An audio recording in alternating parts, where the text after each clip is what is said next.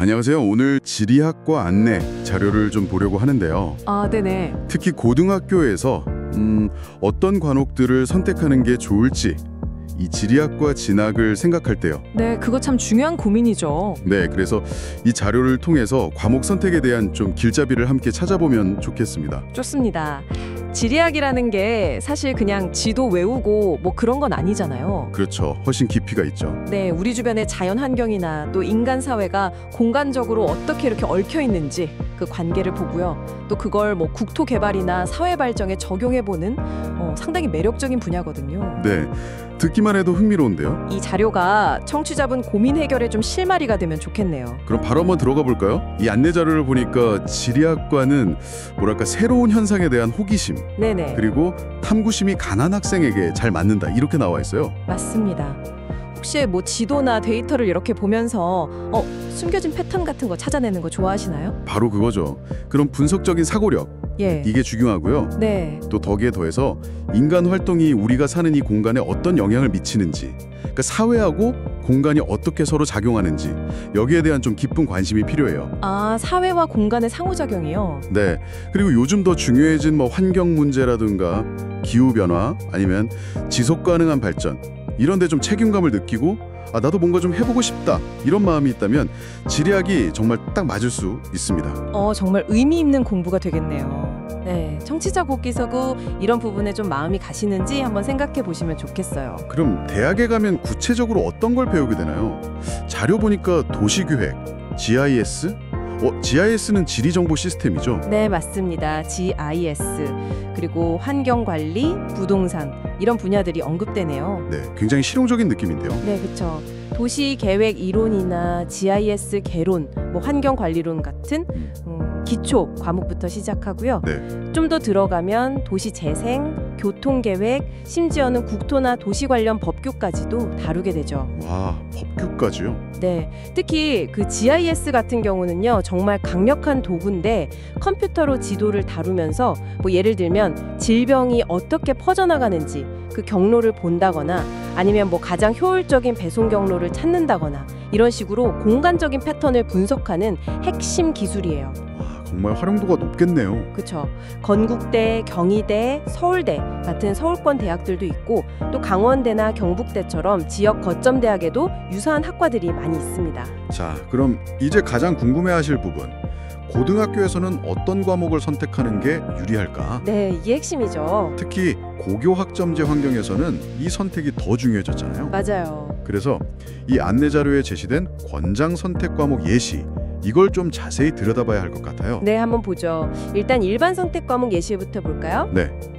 수학에서는 보니까 대수, 확률과 통계 이게 눈에 띄네요.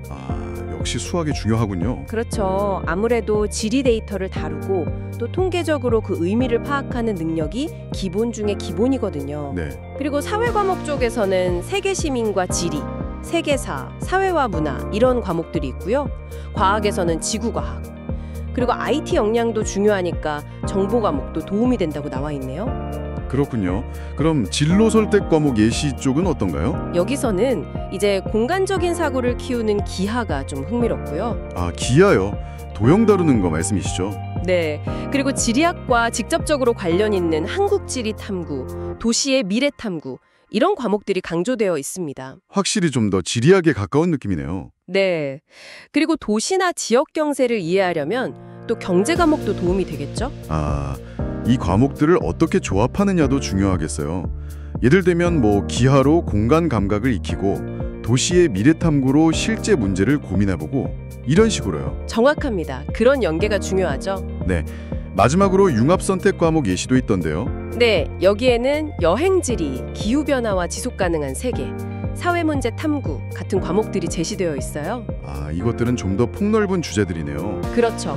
이런 과목들은 이제 지리적인 지식을 실제 사회 문제나 우리 주변 현상하고 연결해서 생각하는 힘, 뭐랄까 통합적인 사고 능력을 길러주는 데 초점을 맞추고 있죠. 예를 들면 어떤 식으로 연결될 수 있을까요? 가령 사회문제 탐구에서 배운 어떤 분석적인 시각이랑 아까 말씀드린 GIS 기술 있죠. 네네. 이걸 결합해서 도시 안에서 특정 문제, 뭐 예를 들면 범죄율 분포 같은 것에 공간적인 원인을 찾아본다거나 이런 식으로 응용이 가능하겠죠. 와, 정말 흥미로운데요. 결국 이 과목들이 지리학과에서 필요로 하는 탐구 능력, 또 데이터 분석 능력, 그리고 우리 사회와 환경을 깊이 이해하는 능력을 키우는데 다 도움이 된다는 거군요. 네, 그렇습니다. 종합적으로요. 그런데 여기서 정말 중요한 점은 이 목록은 어디까지나 예시라는 거예요. 아, 네. 예시일 뿐이다. 그렇죠.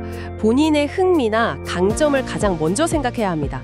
이게 절대적인 기준은 아니에요. 맞아요. 그 점 꼭 기억해야겠네요. 졸업 후 진로도 살짝 언급되어 있는데요. 네, 그것도 궁금했어요. 뭐 도시계획 전문가나 환경영향평가원 아니면 GIS 전문가 같은 연구개발 분야도 있고요.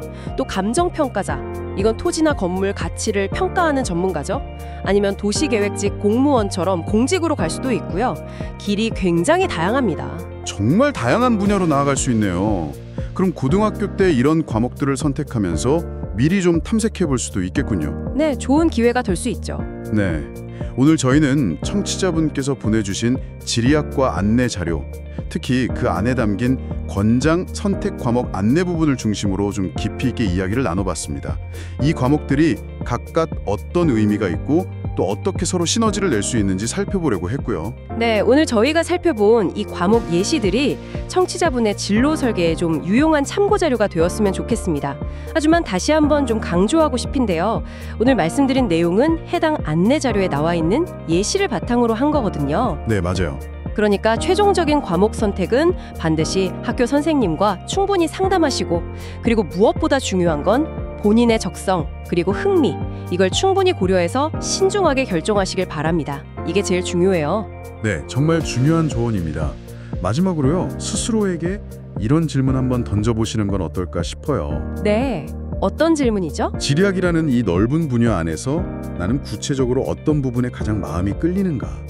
예를 들면 기후변화 같은 좀 큰 환경 문제를 해결하는 데 관심이 있는지, 아니면 사람들이 더 살기 좋은 도시 공간을 만드는 데 관심이 있는지, 아니면 GIS 같은 첨단 기술로 세상을 분석하는 것에 매력을 느끼는지, 그리고 내가 고르려는 과목들이 그 관심사랑 어떻게 딱 연결될 수 있을지, 나만의 어떤 지식 지도를 만들어갈 수 있을지 고민해보는 거죠. 아주 좋은 질문인데요. 네, 그 고민 자체가 앞으로 공부 방향을 정하는 데 정말 좋은 나침반이 되어줄 거라고 생각합니다.